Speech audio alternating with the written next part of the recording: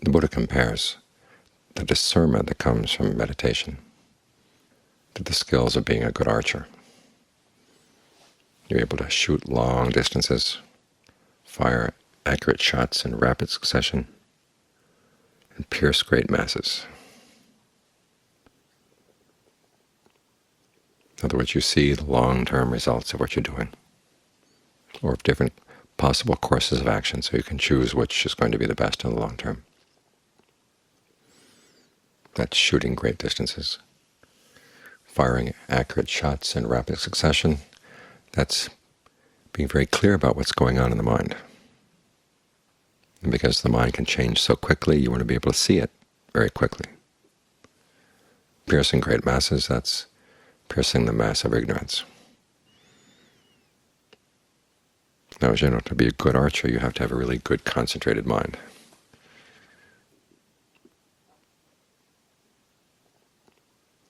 For your aim to be good, you have to be able to stare at the topic, stare at the target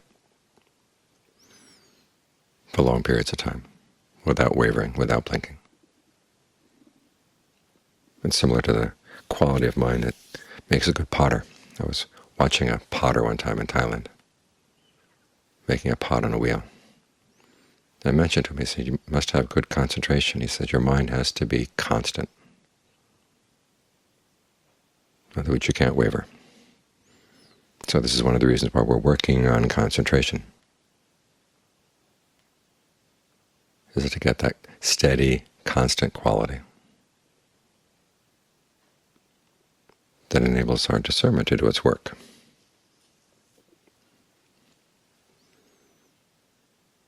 And what is the work of discernment? Is to understand our cravings.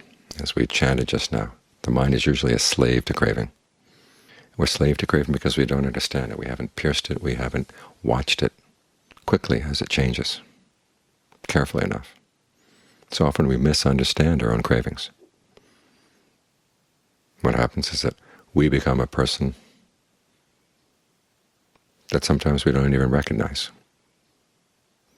A certain craving takes over, and as the Buddha says, craving leads to becoming. And what is becoming? It's when you create an identity in a certain world of experience, or take on an identity based on your desires.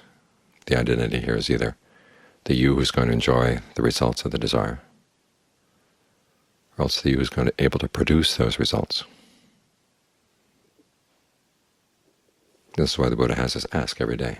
Days and nights fly past, what am I becoming right now? Okay, what you're becoming depends on your desires and your cravings. And if you don't know them, then even what you are gets out of your control. Sometimes people come asking, who am I? That's the big spiritual question, we're told. Or what's the purpose of life? What's the meaning of life? And the Buddhist answer is basically, you are what you define yourself to be. And your purpose in life is what you decide it's going to be. There is no overarching purpose to the universe. Remember the Buddha's vision of the universe is just going through many cycles, around and around and around. It goes nowhere. And the beings within the universe, they go around and around. They wander here and there, but keep coming back and then going on and coming back again. And if they don't get out, they don't go anywhere. And as for what you are, that keeps changing in line with your desires. Now, some people find this scary, but the Buddha saw that this was an opportunity. You can define your desires in such a way that you give your meaning to your life, a meaning that's good. If there were an overall purpose to the universe, you'd have to serve that purpose regardless of what that purpose meant in terms of your health, well-being, happiness.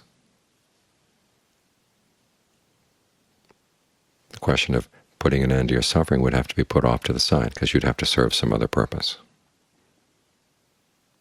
But here with the universe being meaningless, you can give meaning to your life by saying, I want to put an end to suffering. Then you can define yourself around that. Make that your desire. Now you find, of course, that the members of the committee of the mind have lots of other desires as well.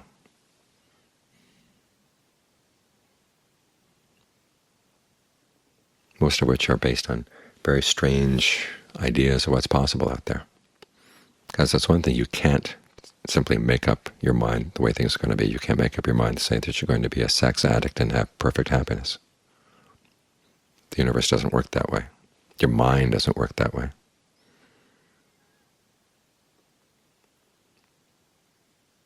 This is why we have the teachings on the principles of action, to remind us that this is how things work.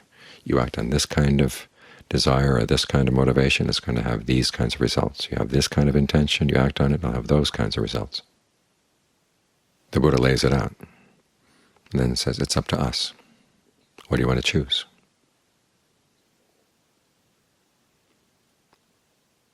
The other thing he lays out is what's possible. I mean, the example of his life is that it is possible to put an end to suffering, and you can do it in a way that doesn't harm anybody else. In fact, you look at his life, he created a lot of good for the world. He set out the Dharma, showed people that they can put an end to their own suffering, created a monastic order so this skill could be taught from generation to generation as a living tradition. He did a lot of work. He showed us this is what human beings can do.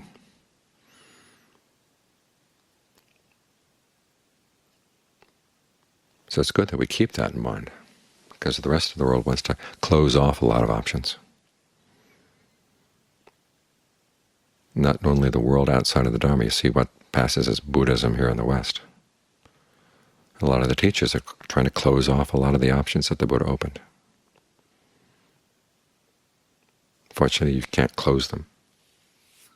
But people who are looking for them, they're there.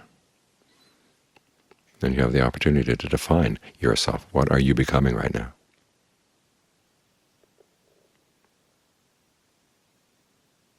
And so when you make up your mind that this is what you want to do, you want to put an end to suffering, as I said, you have to deal with the other yous in there that are created around different desires. And this is why we have to fire shots in rapid succession and be accurate, because our cravings are very subtle, as we're talking about today in the class.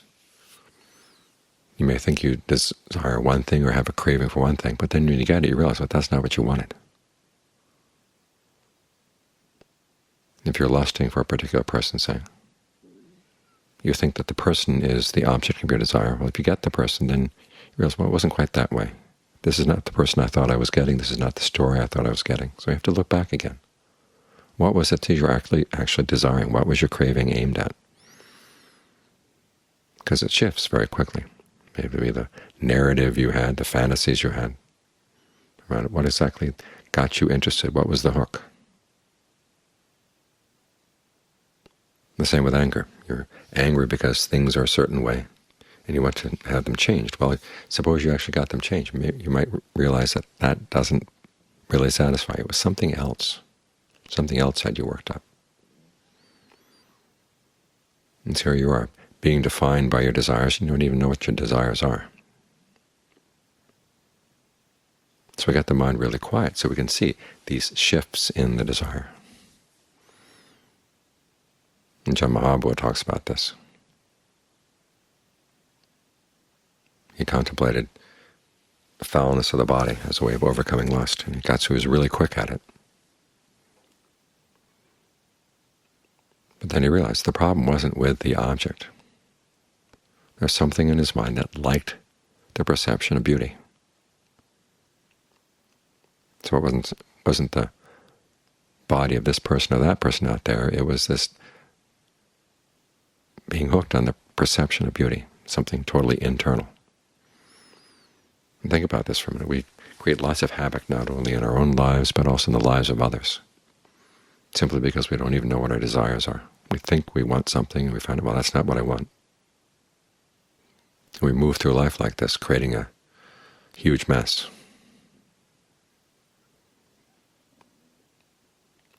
So getting to know your own desires and getting some control over them, and sitting down very quietly with a mind that's really steady, solid, and looking at what do you really want in life. You've got the choice. Choose it well.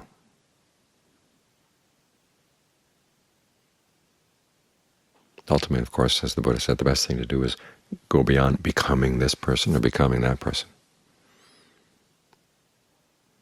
With arhants, as he says, you can't define them, because people define themselves around their desires and their attachments, and for someone who has no desires and no attachments, because they found true happiness, they can't be defined.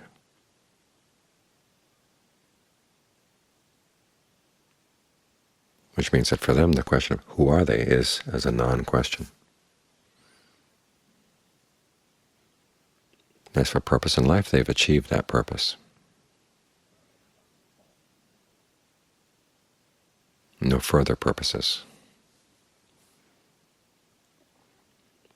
But for those of us who are still on the path, the good news is we get to choose our purpose. The bad news is we get to choose our purpose. In other words, if we're really sloppy in our choice, as I say, be careful what you want because you might get it. So you want to train yourself, both in terms of the concentration to see things steadily and the discernment that can shoot great distances, seeing, okay, if I choose this course of action, this is where it's really going to go. Instead of our muddled perceptions where thinking, well, I think I want this person, or I think I want this situation, and you try to get it, and it doesn't turn out to be what you thought it was. Or it was what it was, but you had other ideas. You were actually fixated on something else.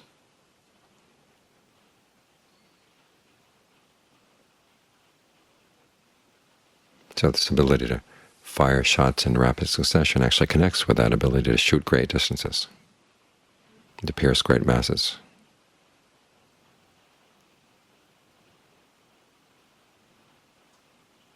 You clean up your own life, you give it a good direction, and you stop making a mess of other people's lives. This is why this is a good path. It's good not only for you, but for the people around you, that you are following this path.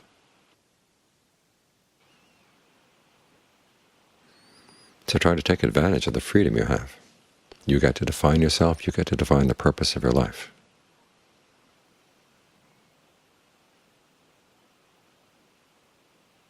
To keep the Buddha's options in mind as to what the possibilities are, and make the best choice you can.